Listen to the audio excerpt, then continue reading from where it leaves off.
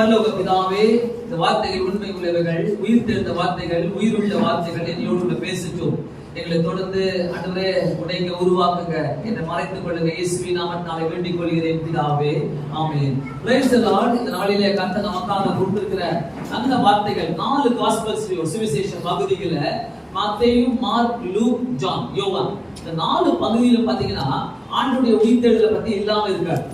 ஆமா, எல்லா இடங்களிலும் பாத்தீங்கன்னா ஆண்டவருடைய உயிர்த்தெழுதலை பத்தி எழுதியிருக்கோம். எல்லாமே வித்தியாசமானதாக இருக்கும். முதலாவது நம்ம எடுத்துக்கொள்வோம் மத்தேயு 28வது அதிகாரம் நம்ம எடுத்துக்கொள்வோம்.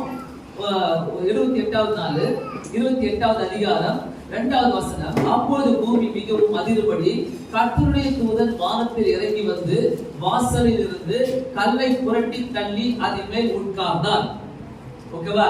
நல்ல கவனிங்க, நிறைய வித்தியாசங்கள் இருக்குது. 4 காஸ்பல்ஸ்க்கு வித்தியாசம் இருக்கு. இதுல தூதன், கர்த்தருடைய தூதன் வானத்தில் இருந்து இறங்கி வந்து, ஓகேவா, வானத்திலிருந்து இறங்கி வந்து அப்படியே வச்சுக்கோங்க. மார்க் 16வது அதிகாரத்தை எடுத்துக்கொள்வோம். மார்க் 16வது அதிகாரத்துல 3வது வசனம், வாரத்தின் முதல் நாள் 3வது வசனம். கல்லறையின் வாசலில் இருக்கிற கல்லை நமக்காக எவன் புரட்டி தள்ளுவான் என்று ஒருவரோடு ஒருவர் சொல்லிக் கொண்டார்கள். அந்த கல் மிகவும் பெரியதாக இருந்தது. அவர்கள் ஏறிட்டு பார்க்கிற போது அது தள்ளப்பட்டிருக்க கண்டார்கள். ஓகேவா? இது மார்க் எழுதின சுவிசேஷத்துல. லூக்கா எழுதின சுவிசேஷம் எடுத்துக்கொள்வோம். 24வது அதிகாரம் 2வது வசனத்துல, கல்லறையை அடைத்திருந்த கல் புரட்டி தள்ளப்பட்டிருக்கிறதை கண்டு உள்ளே பிரவேசித்து கர்த்தராகிய இயேசுவின் சரீரத்தை காணாமல், கல் புரட்டப்பட்டிருந்ததை இங்க பாக்குறாங்க. யோவான் எழுதின சுவிசேஷத்தை நாம் எடுத்துக்கொள்வோம். 20வது அதிகாரம் 1வது வசனத்திலிருந்து நான் வாசிக்கிறேன். வாரத்தின் முதல் நாள் காலையில் அதிக இருட்டோடு மகதலேனா மரியாள் கல்லறையிடத்தில் வந்து கல்லறை அடைத்திருந்த கல் எடுத்து போடப்பட்டிருக்க கண்டால். அவ்வளவுதான். இது அப்படியே 4 அதிகாரத்திலையும் ஒரே அர்த்தங்கள், வித்தியாசமான வார்த்தைகள். ஆனா எனக்கு மத்தேயுல மட்டுமே அந்த வசனம் என்னை ரொம்ப தொட்டுது. என்னன்னாக்கா, யாரும் வராம அந்த இடத்துல அவர் எப்படி வெளியே வந்திருக்க முடியும்? கல் புரட்டப்பட்டிருந்தது, ஆனா யாரும் வந்திருக்கிறாங்க. கல் புரட்டப்பட்டிருந்தது, எம்டி டூம். அது அப்புறமா அந்த கல் புரட்டப்பட்டிருந்தது. அந்த இடத்துல அவர் அப்பதான் வெளியே வர முடியும். சோ இந்த மத்தேயுல மட்டுமே ஒரு வார்த்தை போட்டிருக்குது. 2வது வசனத்துல, பூமி மிகவும் அதிரும்படி கர்த்தருடைய தூதன் வானத்தில் இறங்கி வந்து. ஒரு தூதன் இறங்குவதற்கு பூமி அதிரணுமா? என்ன மாதிரி வசனம் பாருங்க. நீங்க எப்படி வாசிங்க, எப்போ வாசிங்கன்னு தெரியாது. நானும் நிறைய முறை வாசிச்சிருக்கேன் என்னுடைய வாழ்க்கையில இந்த அதிகாரத்துல. ஆனா இன்னைக்கு இந்த வார்த்தை எனக்கு அதிகமா தொட்டது. வானத்தில் இறங்கி வந்த உடனே, ஒரு தூதன் வந்த உடனே அந்த இடம் அதிர்ந்ததாம். அது பூமி அதிர்ந்தது, அந்த இடம் அதிரல, பூமி அதிர்ந்தது. நல்லா வாசிங்க. பூமி மிகவும் அதிரும்படி, பூமியே அதிர்ந்திருக்குது. பூமி மிகவும் அதிரும்படி வானத்திலிருந்து இறங்கி வந்து வாசலில் இருந்த கல்லை புரட்டி தள்ளி அதன் மேல் உட்கார்ந்தான். யாரு? தூதன். ரொம்ப ரொம்ப எனக்கு ஆச்சரியமா இருந்தது இதை படிக்கும் போது. ஏன்னா மார்க்ல படிக்கிறோம், லூக்கால படிக்கிறோம், யோவான்ல படிக்கிறோம். அந்த கல்லை புரட்டப்பட்டிருந்தது, புரட்டி தள்ளப்பட்டிருந்தது, அப்படிதான் வாசிக்கிறோம். ஆனா வானத்திலிருந்து இறங்கிய வந்திருக்கிறார், பிதா அனுப்பிடுகிறார்.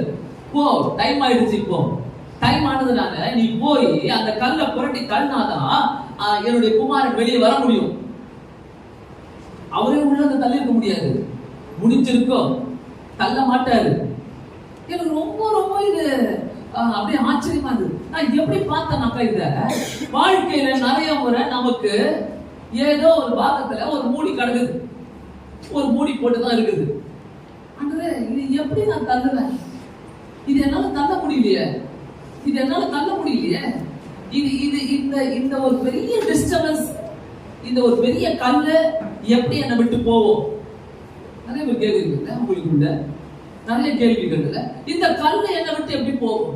இந்த கல்லு மூலமா ஆண்டவரே எப்படி? அது கல்லு உன்னுடைய பண கஷ்டமா இருக்கலாம், வியாதியா இருக்கலாம், விக்கனங்களா இருக்கலாம், சண்டையா இருக்கலாம், பெரிய பிரச்சனையா இருக்கலாம். ஒரு பெரிய பிளாக், அந்த இடத்துல ஒரு பெரிய பிளாக். அந்த பிளாக் எடுக்க ஒருத்தர் தேவை. அந்த பிளாக் எடுக்கிறதுக்கு தான் இந்த இடத்துல பாருங்க கர்த்தருடைய தூதனே வந்திருக்கிறாரு. சோ நம்ம எதுவும் மறக்காதீங்க, நம்ம எல்லாருக்குமே ஒரு தூதன் இருக்கிறாங்க. நம்மளுடைய கல்லை புரட்டி போடுவதற்கு, நமக்கு தேவையில்லாத காரியங்களை புரட்டி போடுவதற்கு ஒரு தூதன் இருக்கிறாங்க, மறக்காதீங்க. அல்லேலூயா. உயிர்த்தெழுந்த நாளில நம்ம சும்மா போக கூடாது. ஆண்டவரே என் கல்லும் புரட்டப்பட்டு போகணும் ஆண்டவரே, எனக்கு முன்னாடி இருக்கிற அந்த கல்லும் புரட்டப்பட்டு போக வேண்டும் ஆண்டவரே. நீங்க சொல்லி ஜெபிக்கும் போது கண்டிப்பா நான் சொல்றேன், அந்த கல்லை புரட்டி தள்ளுகிறது நமக்கு ஒரு தூதனை வச்சிருக்கிறாரு. எனக்கு அதுல ஆச்சரியமே என்னன்னாக்கா, பூமி அதிர்ந்துதான், கர்த்தருடைய பூமி மிகவும் அதிரும்படி கர்த்தருடைய தூதன் வானத்திலிருந்து இறங்கி, எவ்வளவு ஒரு அதிசயம் பாருங்க, எவ்வளவு ஒரு அற்புதம் பாருங்க. பூமியை அதிர வைத்த ஒரு சம்பவமே அங்க நடந்திருக்குது. அவர் வந்து கல்லை புரட்டி தள்ளிட்டு அங்க உட்கார்ந்துட்டு இருக்கிறாரு. அங்க வேற அந்த கல்லு அதன் மேலே உட்கார்ந்தான் போட்டுருக்கு, ரொம்ப தெளிவா போட்டுது. என்ன ஒரு ஆச்சரியம். அப்படியே வாங்க மார்க் எழுதின சுவிசேஷத்துக்குள்ளாக நம்ம போலாம். 14வது அதிகாரத்துல, கல்லறையின் வாசல் இந்த கல்லை நமக்காக எவர் புரட்டி தள்ளுவான் என்று ஒருவரோடு ஒருவர் சொல்லிக் கொண்டார்கள். மார்க் அப்படி எழுதுறாரு. மார்க் என்ன சொல்லி எழுதுறாரு? யார் புரட்டி தள்ளுவா? ஆனா மத்திய எழுதிட்டாரு, வானத்திலிருந்து ஒரு தூதன் இறங்கினாரு சொல்லிட்டு. அந்த கல் மிகவும் பெரியதா இருந்தது. அந்த கல்லுடைய டீடைல்ஸ் வேணும்னா மார்க்ல ரொம்ப அழகா எழுதுறது. அங்க வந்து கல்லை புரட்டி தள்ளுறதுக்கு ஒரு தூதன் வராது. இங்க அந்த கல் எப்படி இருந்தது? மிகவும் பெரியதா இருந்தது, மிகவும் பெரியதா இருந்தது. ஏன்னா சாதாரண ஒரு மனுஷனை உள்ள வச்சு கல்லை புரட்டி தள்ளுறதுக்கு ஏதோ சின்ன கல்லை வச்சிருப்பாங்க மீங்க, இவரே தள்ளிடுவாரு, இவரால தள்ள முடியாத அளவுக்கு பெரிய கல் வைக்கணும் அப்படின்ட்டு நான் நினைக்கிறேன், நான் நம்புறேன், விசுவாசிக்கிறேன். பெரிய கல் தான் வச்சிருப்பாங்க. நான் எப்படி பாக்குறேன்னாக்கா, சாத்தான் நம்மளுடைய வாழ்க்கையில நகர்த்த முடியாத அளவுக்கு பெரிய கல்லை வச்சிருக்கலாம், பெரிய பாரத்தை வச்சிருக்கலாம், பெரிய கண்ணீரே வச்சிருக்கலாம், பெரிய பெரிய பெரிய பெரிய உன்னால யோசிக்க முடியாத அளவுக்கு கூட இது கிட்ட போய் நான் மோத முடியாது, இந்த மலை கிட்ட போய் நான் மோத முடியாது, இது எனக்கு ரொம்ப கஷ்டம் என்ற கல்லு உங்க வாழ்க்கையில இருக்குதுன்னா அதை புரட்டி தள்ளுவதற்கு கண்டிப்பா தெய்வ தூதர்கள் நம்மோடு கூட இருக்கிறார்கள். அல்லேலூயா. ஆகாதீங்க, தயவு செய்து மறக்காதீங்க. ஒரு காஸ்பல்லையும் வித்தியாசமா எழுதும் போது அந்த ஒரு வார்த்தைகள் நம்மோடு கூட பேசிக் கொண்டுதான் இருக்குது. கல் மிகவும் பெரியதா இருந்தது. அவர்கள் ஏறிட்டு பார்க்கிற போது அது தள்ளப்பட்டிருக்க கண்டார்கள். அதாங்க மேட்ரு, அதுதான் அற்புதமே, அதான் அதிசயமே. அவங்க பார்க்கிறாங்க, காலையில வந்து வராங்க, மகதலேனா மரியாதை வராங்க, ஆனா அந்த கல் புரட்டப்பட்டு இருந்தது. நான் சொல்றேன், ஆண்டவர் கல்லை புரட்டும் போது உங்ககிட்ட சொல்லிட்டு செய்ய மாட்டாங்க. It will be sudden, unexpected, surprise, whatever you say. என்னதான சொல்லிக்கோ, unexpected. ஆமென். ஆமென் சொன்னாதான் உன் கல்லு புரட்டப்படும். ஹல்லேலூயா. அங்க வந்து சிறுவரை 7 வார்த்தை பேசினார்ல, அவர் சொல்லிருக்காங்க, ஏய் வாங்கடா நீ வேற என் கல்லை புரட்டி போட்டு நான் வெளில வர சவால் விட்டு போயிருக்காங்க. இல்லையே, சொல்லலையே. எனக்கு இதெல்லாம் கிரியேட்டிவா யோசிக்கும் போது அப்படியே நாங்க எனக்குள்ள இன்னும் கொஞ்சம் தைரியம் வருது, இன்னும் கொஞ்சம் தைரியம். ஆண்டவரே உங்களால மட்டும் தான் முடியும். சோ இந்த கல்லை வந்து ஆண்டவருக்கு எல்லாமே தெரியும். என்ன எப்படி பிதா கைவிட மாட்டாரு, அப்பா கைவிட மாட்டாரு, புரட்டி தள்ளுவாருன்னு. நான் சொல்றேன், நம்ம வாழ்க்கையில் இருக்கிற கல்லை நேரம் பார்த்துட்டு உட்கார்ந்துருக்காதீங்க, சகுனம் பார்த்துட்டு உட்கார்ந்துருக்காதீங்க, தருணம் பார்த்துட்டு உட்கார்ந்துருக்காதீங்க. அந்த கல்லு நீங்க நினைக்காத வேலையில தள்ளப்படும். அல்லேலூயா. அது தள்ளப்படுவதற்கு முன்னாடி உள்ள செத்து பணம் தான் இருக்கும், நாற்றம் எடுக்கிறது தான் இருக்கும். லாசருக்கு அப்படிதான் ஆச்சு, லாசருக்கு அப்படிதான் ஆச்சு. லாசர் வெளியில வரதுக்கு முன்னாடி ஐயோ நாற்றம் அடிக்கமே, அப்படி இருக்குமே, இப்படி இருக்குமே, நிறைய கதைகள்.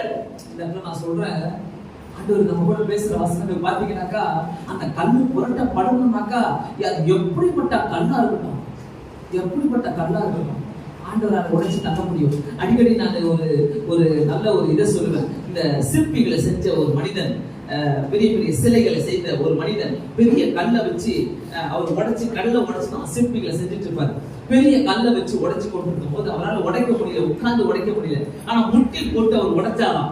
அந்த முட்டி போட்டு உடைச்சாதான் அந்த பலன் வந்து அப்படி இறங்குமா, பயங்கரமா இறங்குமா. அந்த பலன் ஃபுல்லா இறங்கி அவருடைய சென்ட் இறங்கி அந்த கல்லை உடைக்க பண்ணுமா முட்டி போட்டு உடைக்கும் போது. நான் சொல்றேன், உனக்கு முன்னாடி எப்படிப்பட்ட கல்லா இருந்தாலும், எப்படிப்பட்ட குகையா இருந்தாலும், அந்த குகைய அந்த கல்ல உன்னுடைய 2 கால்கள் முழங்கால்கள் உடைக்க முடியும். அல்லேலூயா. கல்ல பார்த்தா பயப்படாது. உயிர்த்தெழுந்தால நம்ம தைரியமா போக வேண்டிய ஒரு சூழ்நிலை என்ன தெரியுமா? எந்த கல்லு மூடி இருக்குது ஆண்டவரே எனக்கு தெரியாது ஆண்டவரே, ஆனா நீ எனக்காக the best வச்சிருக்கீங்க, நான் போய்கிட்டே இருப்பேன் ஆண்டவரே. எந்த கல் இருந்தாலும் பரவாயில்லை. அந்த கல் புரட்டப்பட்டு இருக்கிறத யார் பார்த்தா? மற்றவங்க பார்த்தாங்க, ஆச்சரியப்படுறாங்க. உங்க வாழ்க்கையில என் வாழ்க்கையில கர்த்தர் சொல்றாரு என்ன தெரியுமா? உன் வாழ்க்கையில மூடப்பட்டிருக்கிற கல்களை நான் திடீர்னு திறப்பேன், ஒரு சர்ப்ரைஸ் கொடுப்பேன். அப்ப எல்லாரும் பார்ப்பாங்க, அது எப்படி இது எப்படி ஆச்சு, அது எப்படி நடந்தது, இது எப்படி நடந்தது. ஆண்டவர் அவங்களுக்கு சொல்லுவார். உடனே நீ சொல்ல வேண்டாம், ஆண்டவர் அவங்களுக்கு என்ன நடக்கும்? அவங்க ஊழியம் செஞ்சாங்க, என்ன கனம் பண்ணாங்க, எனக்கு முக்கியத்துவம் கொடுத்தாங்க, எனக்கு ஆலயத்துக்கு வந்தாங்க, அதனால அவங்களுடைய கல்லை நான் புரட்டி போட்டேன். Any time unexpected time. உன் பாரமே ஒரு கல்லுதான், ஆனா பயப்படாத. ஒரு பாரமே கல்லுதான், உன் கண்ணீரும் ஒரு கல்லுதான், உன் கவலையும் ஒரு கல்லுதான். அந்த கல்ல என்னால புரட்ட முடியும் நீங்க சொல்லாதீங்க. கர்த்தருடைய பலத்தினால் அந்த கல் புரட்டி தள்ளப்படும் என்று சொல்லுங்க. கர்த்தர் அதை புரட்டி தள்ளுவாரு. ஓகே, அடுத்தது பாத்தீங்கன்னாக்கா லூக்கா சுவிசேஷத்துல 24வது அதிகாரம் 2வது வசனத்துல கல்லறை அடைத்திருந்த கல் புரட்டி தள்ளப்பட்டிருக்கிறதை கண்டு உள்ளே பிரவேசித்த கர்த்தரின் சரீரத்தை காணாமல், ஆமென், உள்ள அவங்க புரட்டி தள்ளப்பட்டிருந்தது. கல்லறை அடைத்திருந்த கல் புரட்டி தள்ளப்பட்டிருந்தது. உள்ள பாக்குறாங்க, எட்டி பாக்குறாங்க, எப்படி இருக்கும்ல, யாரும் இல்லையே, நேற்று தானே சுட்டி வச்சு 2 நாளைக்கு முன்னாடி சுட்டி வச்சுட்டு போனவே இந்த பாடிய, அந்த பாடி காணுமே, அந்த பாடி காணுமே. எல்லாரும் சொல்றாங்க, எல்லாரும் பேசிக்கிறாங்க, எல்லாரும் ஆச்சரியப்படுறாங்க. அப்படியே யோவான் 20வது அதிகாரத்துல பாத்தீங்கன்னாக்கா 1வது வசனத்துல இருட்டோடு மகதலேனா மரியாள் கல்லறை அடைத்திருந்த அந்த கல் எடுத்து போட்டிருக்க கண்டால், அந்த கல் எடுத்து போட்டிருக்க கண்டால். ஆமென். நான் சொல்றேன், நம்மளுடைய வாழ்க்கையில மற்றவங்க பார்த்துட்டு இருக்கிற பெரிய பெரிய கல்களை எடுத்து போடப்பட்டிருக்கிறத மற்றவங்க பார்த்து சொல்லுவாங்க, எப்படி நீ வெளியே வந்த, எப்படி இது உனக்கு நடந்துச்சு, எப்படி இந்த அதிசயம் நடந்தது, அததாங்க நம்ம பேசுவோம், அததான் பேசுவோம். வெளியே அங்க சாட்சி சொன்னார் பாத்தீங்களா, நிறைய பேர் வந்து என்கிட்ட சொல்லிட்டு இருக்காங்க, ஐயோ அந்த பிள்ளையுடைய சாட்சியை கேட்ட உடனே அந்த பிள்ளைய கத்தி எடுத்து வந்தாங்க, வெட்டுறதுக்கு வந்தாங்க, ஓடினாரு, இப்படி ஓடுறாரு, அப்படி ஓடினாரு, கல்லு தள்ளப்பட்டுச்சு. நீங்க எப்படி இருக்கிறது? அதே ஏரியால போய் சாட்சி சொன்னாங்க. அதான் ஆண்டவர். எந்த ஏரியால உன்னை வெட்ட வராங்களோ குத்த வராங்களோ பயப்படாத. உனக்கு முன்னாடி எப்படிப்பட்ட சாபமான கல்லா இருந்தாலும் அந்த கல்ல புரட்டப்படணும்னா உன்னுடைய முழங்கால் தான் தேவை. அல்லேலூயா, அல்லேலூயா. சோ 4 அதிகாரத்துல பார்த்துட்டோம். இதுடைய கல்லுன்னு சொல்லியிருக்கிறோம். அது பேரு இங்கிலீஷ்ல பாத்தீங்கன்னா empty tomb. ஆமென், empty tomb. அந்த குகை எம்டியா இருக்குது, அந்த டூம் எம்டியா இருக்குது. அதுக்கு என்ன அர்த்தம் பாத்தீங்கன்னா, அது என்ன சிம்பலைஸ் பண்ணுது? அதுக்கு என்ன அர்த்தம்னாக்கா, ஒரு powerful symbol of victory over death. Amen. ஒரு பவர்ஃபுல் சிம்பிள், அது மரணத்தை ஜெயித்த ஒரு சிம்பிள், அடையாளம், அடையாளமா இருக்குது, வல்லமையான அடையாளம், ஒரு பவர்ஃபுல் சிம்பிள், ஒரு வல்லமை நிறைந்த மரணத்தை ஜெயித்த அடையாளம். அந்த டூம் தான் இன்னைக்கு நம்ம கொண்டாடிட்டு இருக்கோம். அந்த டூம் பயங்கரமான செய்தி இது. அந்த டூம் எம்டியா இருக்குதுங்க. உலகத்துல எந்த கடவுளுடைய டூமோ அவங்களுடைய கல்லறையோ இன்னைக்கு திறக்கப்படல. இத்தனை வருஷங்களுக்கு முன்பாக எங்களுடைய தெய்வங்களை நாங்கள் வணங்கி கொண்டிருக்கிறோம். எங்க தெய்வங்கள் புதைத்த இடங்கள் இது, எங்க தெய்வங்களுக்கு நாங்கள் கோயிலை கட்டி வைத்திருக்கிறோம் என்று சொன்னாலும் இயேசு என்ற தெய்வத்திற்கு கையில அங்க கோயில் கட்டல. அவருடைய இடம் எம்டியா இருக்கனால எங்களுக்கு அவருக்கு அங்க கோயில் கட்ட முடியல அவருக்காக. ஆனா உலகம் முழுவதும் அவருக்காக ஆலயங்கள் கட்டப்பட்டாங்க, தொழுது கொண்டு வருகிறார்கள், நினைவு கூறுது. ஆமென். நினைச்சு பாருங்களேன், ஆண்டவர் எவ்வளவு நல்லவர் பாருங்க. எம்டி டூம். அதே மாதிரி பாத்தீங்கன்னா அந்த எம்டி டூம், அந்த கொகை, அந்த அந்த அந்த அந்த ஒரு கொகை எதுக்கு அடையாளம்னாக்கா இட்டர்னல் லைஃப். ஏன்னா எம்டி என்றாலே வயிற்றுக்குள்ள ஒரு எம்டியான இடத்துல ஒரு உயிர் உருவாகுது. இயேசு சாமி அப்படிதான் உயிர் வாழ்ந்தார். ஆனா அவர் இறந்து போயிட்டாருன்னு நினைச்சிட்டாங்க. அம்மா வயிற்றுல வந்தாரு, இறந்து போயிட்டாரு. அந்த டூம்குள்ள போட்டோம் அவரை, அந்த புகைக்குள்ள வச்சுட்டோம் அவரை. ஆனா அந்த புகை கர்ப்பம் தரிச்சு திருப்பி உயிர் தெரிந்து வெளியே வந்தாங்க. ஆமென் ஆமென். அதாக இயேசு கிறிஸ்து உடைத்து வெளியே வந்தாங்க. அந்த கல்லறையே உடைத்து வெளியே வந்தாருங்க அவரு. அதாவது ஒரு இடத்துல பாத்தீங்கன்னாக்கா மரணத்துக்கு பிறகு நித்திய ஜீவனுக்கு வழிகாட்டின இடம். நித்திய ஜீவனை பெற்றுக்கொள்றாரு அங்க நம்ம. ஏன்னா அந்த குகை எம்டியா இருக்குது, அங்க நான் போக முடியாது. அந்த குகை கிட்ட, டூம் கிட்ட எனக்கு வேலை இல்ல, எனக்கு வேலையே நான் நித்திய ஜீவனை அடைவதற்காக நான் வந்து அதுக்காக தான் நான் ட்ரை பண்ணணும். நான் எம்டி டூம் உட்காந்துக்கிட்டு அந்த எம்டி டூம் முன்னாடி போயிட்டு அந்த கோகைக்கு முன்னாடி போயிட்டு நான் வணக்கம் போட்டு உட்கார்ந்து இருக்க முடியாது. புரியுதா? இங்கதான் ஏசியா இருந்தார். அவர் உயிர் தெழுந்து போயிட்டார் நமக்கு நித்திய ஜீவனை காட்டுவதற்காக. சோ அந்த ஒரு இடத்துலயுமே நமக்கு அந்த எம்டி டூம் நமக்கு என்ன கொடுக்குதுன்னா ஒரு ஹோப், நம்பிக்கை கொடுக்குது. நம்பிக்கை கொடுக்கிற இடமா மாறியது அந்த எம்டி டூம். அந்த எம்டி டூம்ல ஆண்டவர் நமக்காக எல்லா காரியத்தையும் நமக்காக ஏற்றுக்கொண்டு உள்ள போயிட்டு வந்தார். அந்த அடையாளம் ரிசரக்ஷன் அடையாளம். அந்த அடையாளமே அந்த டூம்குள்ள போயிட்டு, அந்த குகைக்குள்ள போயிட்டு வந்த நோக்கமே நான் உயிர் தேடுற தேவன் என்று காட்டுவதற்காக. ஆமென். நான் உயிர் தேடுற தேவன், நான் உயிர் தேடுந்து நான் உண்மையா இன்னைக்கும் அவர் உண்மையா இருக்கிறார்னாக்கா அந்த அந்த உயிர் தேடுதலை நம்ம கொண்டாடணும். எம்டி, அது ஏன் எம்டி ஆச்சு? அது எம்டி ஆகணும்னு இருக்குது, அது பிதாவுடைய சித்தமா இருக்கு. முதலாவது அதுக்காக பாத்தீங்கன்னாக்கா அதாவது ஒரு இந்த எம்டியான இடமே always is a good sign. அது ஒரு நல்ல அடையாளம். என்ன இங்க காலியா இருக்குது? வீட்டுல சும்மா விடுவீங்களா? வீட்டுல இருக்கிற இடத்த சும்மா விடுவீங்களா? கிச்சன்ல ஏன் இந்த ஷெல்ஃப் காலியா இருக்குது? பெட்ரூம்ல ஏன் இந்த இடம் காலியா இருக்குது? நாம சும்மா விட்டதே கிடையாது. எல்லாத்தையும் ரொப்பிடணும். வந்து எங்கன்னா இதெல்லாம் பாக்குறோம்னாக்கா அதை வாங்கி வந்து ரொப்பிடணும். அந்த மாதிரி தான் நிறைய எடுத்து கொடுத்த நாட்களும் உண்டு. என்ன ஆனா இந்த இடத்துல பாத்தீங்கன்னா அந்த எம்டினஸ் தான் நம்மளுக்கு ஒரு நல்ல காரியத்தை உண்டாக்க போகிறது என்று அர்த்தம். இது இவ்வளவு பெஜாரா இருக்குது, கவலையா இருக்கிறாங்க, எம்டியா இருக்குது, ஒண்ணுமே இல்லைன்னு நினைக்காதீங்க. எம்டில ஃபில் பண்றதுக்கு, அதை நிரப்புவதற்கு கர்த்தர் காத்து கொண்டிருக்கிறார். So don't feel empty. எங்குமே எம்டியா நீங்க ஃபீல் பண்ணாதீங்க. அதாவது எம்டி ஆல்வேஸ் எம்டினாக்கா அது நிரப்பப்படும் இடம். எம்டி லைஃப் நிரப்பப்படும், எம்டி மைண்ட் நிரப்பப்படும், எம்டி ஸ்டமக் வயிறு நிரப்பப்படும், எம்டி வெசல்ஸ் பாத்திரங்கள் நிரப்பப்படும். எங்கதான் எம்டி நீங்க ஃபீல் பண்றீங்கன்னா கர்த்தர் அதை எதையும் நிரப்பத்துக்கு வச்சிருக்கிறாரு. ஆமென். இதையும் நிரப்பதான் வச்சிருக்கிறாரு, சும்மா கிடையாது. ஒரு எம்டியா இருக்குது சொல்வீங்கல்ல நிறைய நேரங்களில, ரொம்ப ஒரு மாதிரி எம்டியா ஃபீல் பண்றேன், எம்டியா இருக்குது, மைண்டே ஒரு எம்டியா இருக்குது, மைண்டே சரியில்லை அப்படின்னு நீங்க சொல்ற நேரத்துலலாம் அங்க ஏதோ ஃபில் ஆக போகுதுன்னு அர்த்தம். அது எங்கேயோ நிரப்பப்பட போகிறதுன்னு அந்த அர்த்தம். சோ அந்த எம்டினஸ்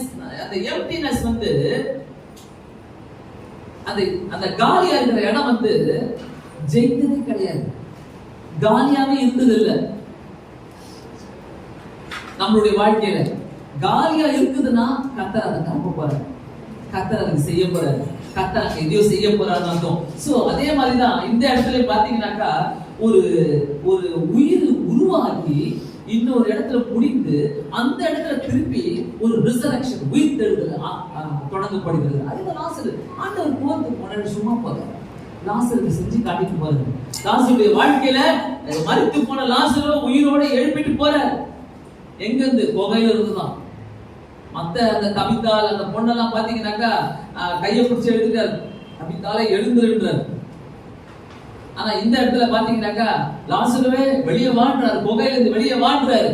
சோ ஆண்டவர் நினைச்சாருனாக்கா எந்த எந்த காரியத்தை வேணா செய்யலாம், ஆனா எம்டியா மட்டும் நீங்க நம்பிக்கிட்டு அப்படியே உட்கார்ந்துறாதீங்க. ஐயோ எம்டியா இருக்குது, எம்டி ரூமா இருக்குது, ஐயோ எம்டியா இருக்குது, எம்டியா நம்பாதீங்க. அதே மாதிரி பாத்தீங்கன்னாக்கா 20வது அதிகாரம், யோவான் 20வது அதிகாரம், அங்க யாரு முதல் போறாங்கனாக்கா முதல் நாள் காலையிலே அதிக இருட்டோடு மகதலேனா மரியாள் கல்லறை இடத்துல வந்து, கல்லறை இடத்துல வராங்க. யார் வரா? மகதலேனா மரியாள் தான் வராங்க, பெண்ணு தான் வராங்க.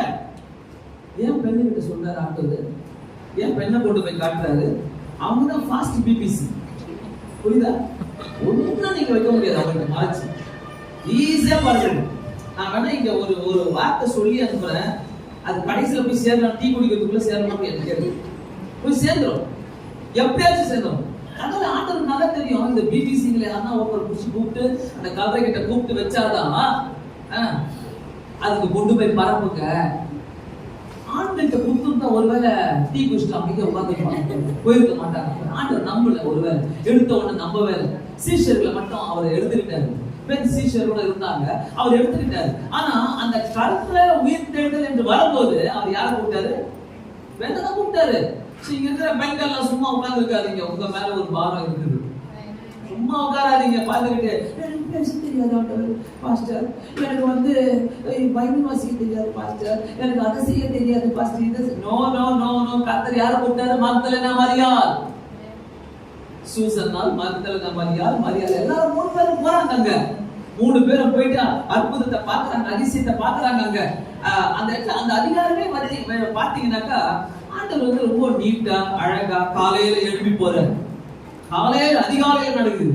வாரத்தின் முதல் நாளாகிய அதிக இருட்டோடு, அவங்க போனது இருட்டோடு. ஆண்டவர் எப்ப எழுச்சிப்பாரு? எப்படா 12 மணிக்கு மேல ஆகும் பார்த்துட்டு இருப்போம். சண்டே ஆகும், உயிர்த்தெழுமே, நம்ம போடுமே, உள்ள அவர் ஜெபம் பண்ணிருப்பாரு, எழுந்திருச்சு ஜெபம் பண்ணிருப்பாரு. அந்த இடத்துல ஒண்ணு இருக்குது பாருங்க, 7வது வசனத்துல, சீலையில கிடைக்கிறதையும் அவருடைய தலையில சுற்றியிருந்த சீலை மற்ற சீலைகளுடன் வைத்திராமல் தனியே ஒரு இடத்திலே சுருட்டி வைத்திருக்கிறதை கண்டார். அவர் துணி அப்படியே போட்டு போனாரா? நீங்க காலையில ஏஞ்சோட பெட்ஷீட் அப்படியே போட்டு போறீங்களா? அதே மாதிரி போனாரா? இல்ல, சுருட்டி மடிச்சு வச்சுட்டு போயிருக்குது. Hello, God knows the discipline. கர்த்தருக்கு ஒழுக்கம் தெரியும். பெட்ஷீட் அப்படியே விட்டு போற கேஸெல்லாம் கவனி, என்ன நல்லா கவனிச்சுக்கோ. நான் படிக்க மாட்டேன் அதெல்லாம் சொல்றேன்னாக்கா கண்டிப்பா இந்த இடத்துல ஆண்டவர் கல்லறையில இருந்து வெளியே வரும்போது கூட அந்த துணியை சுருட்டி வச்சுட்டு போயிடாரு. சோ the preparation எப்படி இருக்குதுனாக்கா, அந்த preparation சும்மா கிடையாது. அந்த preparation ஆண்டவர் வைத்த துணி வேற.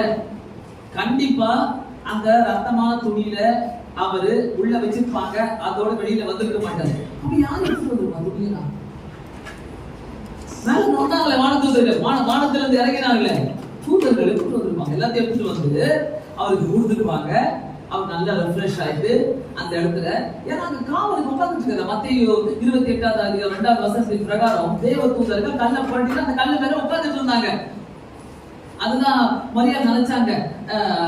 இது யாருன்னு என்று கேட்ட போது அங்க அவங்க சொல்றாங்க, அவர் சொல்றாரு, நான் தோட்டக்காரன். ஆண்டவர் சொல்றாரு, நான் தோட்டக்காரன் நினைச்சுக்கிட்டேன்றாங்க. இல்ல ரபூனி, போதகரே என்று சொல்றாங்க.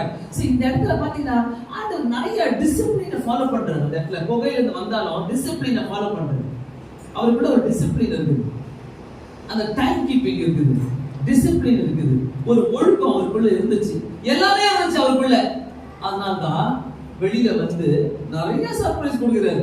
கல்றையில மட்டும் சர்ப்ரைஸ் கொடுக்கல, ஒரு வாரம் ஃபுல்லா எல்லாருக்கும் சர்ப்ரைஸ் கொடுக்கிறாரு. அந்த அதிகாரத்துல வாசித்தீங்கன்னாக்கா சில இடங்களில சீஷர்களை கதவை தட்டி போறாரு. அப்பெல்லாம் பயந்துகிட்டு உள்ள இருக்கிறாங்க, எங்களையும் சாகடிச்சிருவாங்களே சொல்லிட்டு உள்ள இருக்கிறாங்க.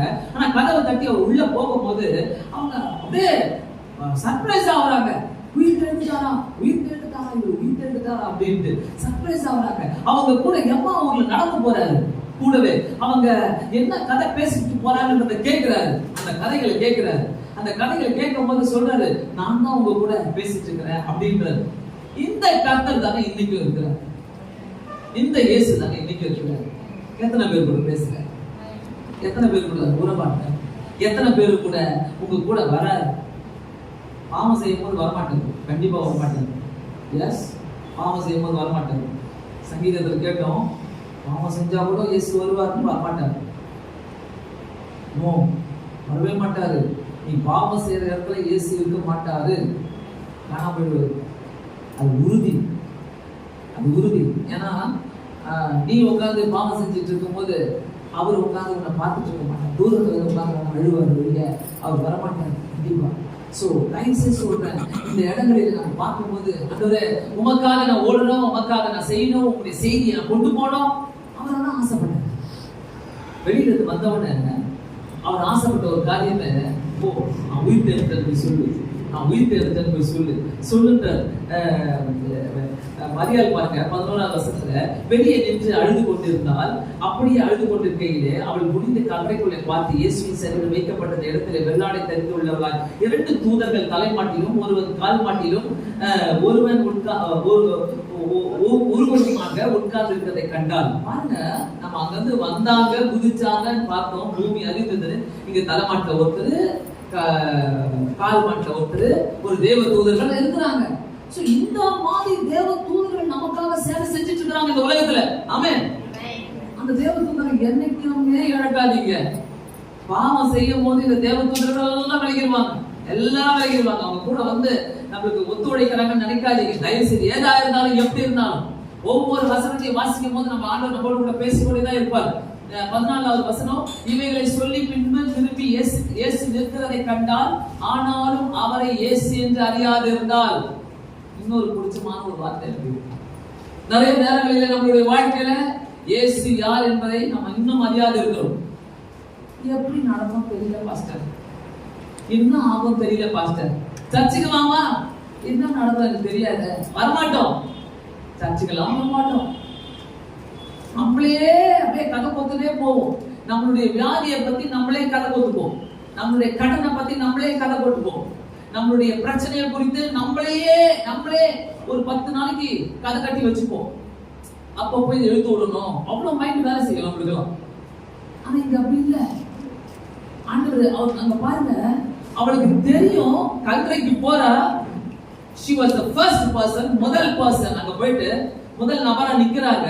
ஆனா அந்த இயேசு இருக்கிறதை கண்டால், ஆனாலும் அவரை இயேசு என்று அறியாது இருந்தால். நான் சர்ச்சுக்கு வரேன், ஆனா என் பிரச்சனையில இயேசுவை நான் அறியாம இருக்கிறேன். இயேசுவால என் கல்ல தள்ள முடியும் என்பதை நான் அறியாம இருக்கிறேன். இன்னைக்கு கொஞ்சம் எல்லாருக்கும் இயேசு கொஞ்சம் வேலைக்கு போயிட்டு இருப்பாங்க. நான் ட்ரெஸ் பண்ணணும், போகணும், இன்னைக்கு ஈஸ்டர், அது குஜாலம். இயேசு இன்னைக்கு எங்க?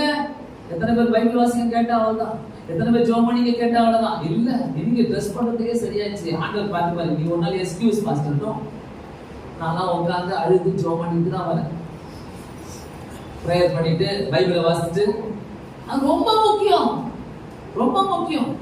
ஆண்டவருக்கு வந்து நீ சாட்சி சொல்லியா, உன் பக்கத்துல வந்து நின்றுட்டு இருப்பாரு ஆண்டவர், உன் பக்கத்துல வந்து நின்றுட்டு இருப்பாரு. தேவ தூதர்கள் நிற்பாங்க, சந்தோஷமா நிற்பாங்க. நீ என்னுடைய நாமத்தை நீ சொல்ற அப்படின்னு சொல்லிட்டு ஏதாவது நான் செஞ்சுக்கிட்டே இருக்கணும் ஆண்டவருக்காக, ஏதாவது நான் பண்ணிக்கிட்டே இருக்கணும். நான் ஆண்டவர்கிட்ட அப்படிதான் சொல்லுவேன், எப்பவுமே நான் சொல்லுவேன், ஆண்டவரே சும்மா இந்த வியாதி இதெல்லாம் கொடுக்காது, அம்மாக்காக கடைசி வரைக்கும் உழைச்சிக்கிட்டே இருப்பேன், வெள்ளனை மட்டும் கொடுங்க, நான் உமக்காக உழைக்கிறேன்.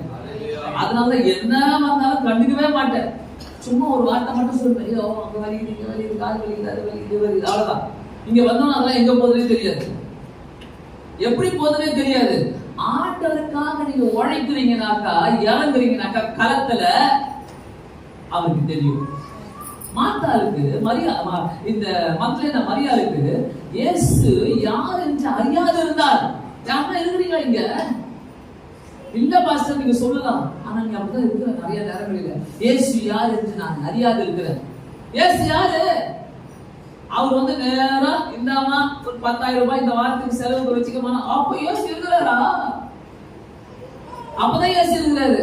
மற்ற நேரத்துல இந்தாமா இந்த வருஷம் உனக்கு ஒரு 5 பவுன் நகை வாங்கி தந்தமா நீ வச்சுக்கமா, ஐயோ இயேசு அப்பா என் ஜபத்தை கேட்டா நீங்க மட்டும் 5 பவுன் வாங்கி நகை வாங்கி கொடுத்தனால இயேசு இருக்கிறாரு. டெய்லி சோறு போடுறாரு, இடம் தராரு, தூங்குறதுக்கு தலைகாணி தராரு, நமக்கு யாரும் மந்திரம் வைக்கிற, நம்ம ஜபம் பண்றோம், நம்ம பைபிளை வாசிக்கிறோம். அதனால எதனா ஒண்ணு செஞ்சாதான் இயேசு இருக்கிறான்னு சொல்ற பத்தியா? இயேசு கூடவே வச்சுக்கிட்டு இயேசு எங்க? அந்த இயேசு எங்க? எனக்கு அற்புதம் செஞ்சாதான். இன்னாதான் உயிர் தள்ளட்டும், ஆனாலும் நான் சர்ச்சில் வந்து தூங்குற பேரு நான் பண்ண சொல்றேன்.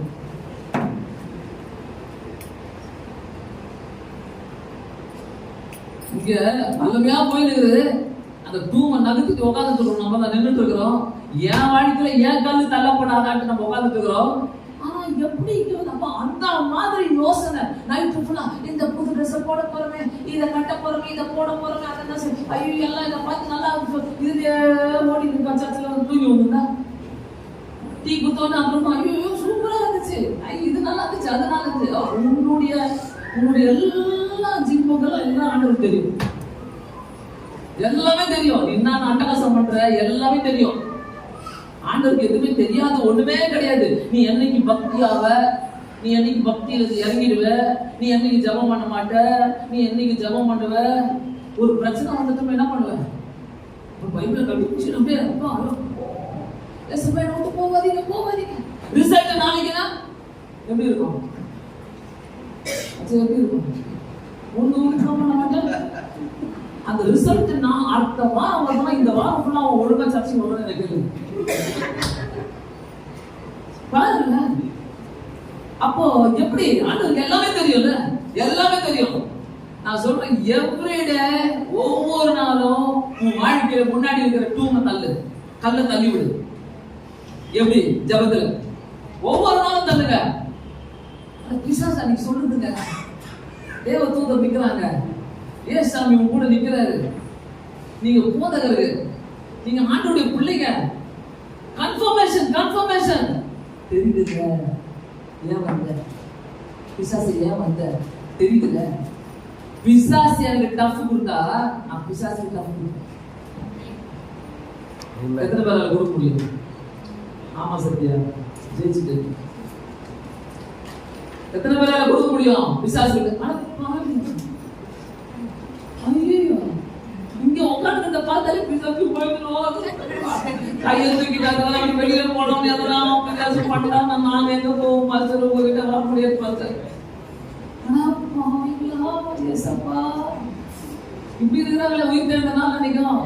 எத்தனை பேர் பிசாசு கிட்ட கொடுக்க முடியும்? பயந்து பிசாசு பார்த்ததுக்குள்ள கீழே போடணும். பிசாசு பார்த்து முடிக்கிறதுல கீழே போடணுமா? பார்த்து ஏன் இந்த நாள்ல இந்த கதைலாம் பிசாசு தான் ஜெயிச்சுட்டு வந்துக்கிறாருங்க அவரு. அதை பத்தி சொல்லாம உன் கல் நகர்த்தப்படணும். ஆமென், அல்லேலூயா. அதுதான் சொல்லுவேன், ஆண்டவருக்கு இம்பார்ட்டன்ஸ் கொடுத்துக்கிட்டே இருக்க. மோர் தென் என்ன பண்றீங்களோ, என்ன காரியம் செய்றீங்களோ, என்ன வேலை செய்றீங்களோ, எப்படி இருக்கீங்களோ, ஆண்டவர் தான் நம்பர் 1. அல்லேலூயா. ஆண்டவருக்கு நம்பர் 1 இரு. ஆண்டவர் உங்களுக்கு நம்பர் 1 இருப்பாரு உங்களுடைய வாழ்க்கையில. சோ யோவான்ல பாத்தீங்கன்னா இயேசு நிற்கிறதை கண்டாங்க. ஆனாலும் அவர் இயேசு என்று அறியாதிருந்தார். அந்த மாதிரி இருக்காதீங்க, தயவு செய்து அந்த மாதிரி இருக்காதீங்க. இயேசு உங்களுக்கு காட்டிட்டு போயிட்டாரு நான் யாருன்றத. அவர் உன் வாழ்க்கையில அற்புதம் செய்யணும்னா, உன் கல்ல உன் பாரத்தை தள்ளணும்னாக்கா எவ்ரிடே, ஒவ்வொரு நாளும் 5 நிமிஷம் அல்ல, 10 நிமிஷம் அல்ல, எல்லா கவலையும் ஒரு நாள் எல்லாத்தையும் ஒவ்வொரு நாளும் அப்படி சேர்த்து வச்சு எல்லாத்தையும் அவருக்கு சொல்லிட்டு வெளில போகல. உங்க கவலையை நினைக்கிறதுக்கு ஒரு நிமிஷம் டைம் தர மாட்டார். அதான் என் சீக்கிரம். எப்படி சந்தோஷமா இருக்கீங்க, அவருக்கு எல்லாத்தையும் சொல்லிட்டு வந்துடுவேன் நானு. இங்கெல்லாம் உங்க உட்காந்துட்டு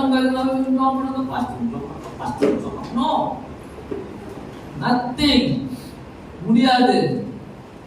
எதுக்கு? நான் ஆண்டவருடைய பிள்ளை, அதனால நான் இப்படிதான் இருப்பேன், இப்படிதான் பேசுவேன். ஆண்டவர் சொல்லுங்க, ஆண்டவரே நான் இப்படிதான் இருக்கணும். ஆண்டவரே ரூம் போட்டு உட்காந்து அழுவுதுன்னா, அப்பா நிறைய பேர் ரசிகர்கள் இருந்திருக்கு. அது மாதிரி இல்ல, உட்காந்து அழுவுறதுக்கு ஆண்டவர் எப்படா ஒரு பிரச்சனை வரக்கூடாது, ஒரு கஷ்டம் வரக்கூடாது. எது வந்தாலும் உடனே மூஞ்சி எப்படி ஆயிடும், இந்த சைடு ஆயிடும், இந்த சைடு ஆயிடும், இப்படி தூக்கும், லிப்ட் போட்டு தூக்குற மாதிரி தூக்கும், அப்படி இஷ்டத்துக்கு மாறிட்டு அது இறங்குறதுக்கு எவ்வளவு நாள் ஆகும்? அது எப்ப இறங்கும் யாருக்கு தெரியும்? சர்ச்சைக்கு வந்தா தானே இறங்கும். ஹலோ, என்னதான் செஞ்சாலும் ஆண்டவருக்கு உன்னை பத்தி நல்லா தெரியும். ஆமென். உன் பக்கத்துல நின்று உன் வேடிக்கை பாப்பாரு கத்தரு, உன் வேடிக்கை பாப்பாரு கத்தரு.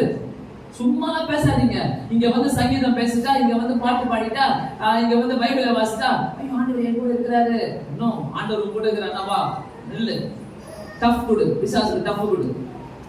பிசாசு சொல்லணும், ஐயோ உங்ககிட்ட மோத முடியாது சொல்லிட்டு போனோம். அந்த டஃப் கொடுங்க, பிசாசுக்கு கொடுங்க. பிசாசுக்கு அந்த டஃப் கொடுத்தாதான் அவன் உங்ககிட்ட வரத்துக்கே பயப்படும். ஏதோ பெருசா எடுத்துட்டு வந்துடலாம் நினைக்காதீங்க. அந்த பெரிய கல்ல கூட ஆண்டவரால தள்ள முடியும். ஆமென்.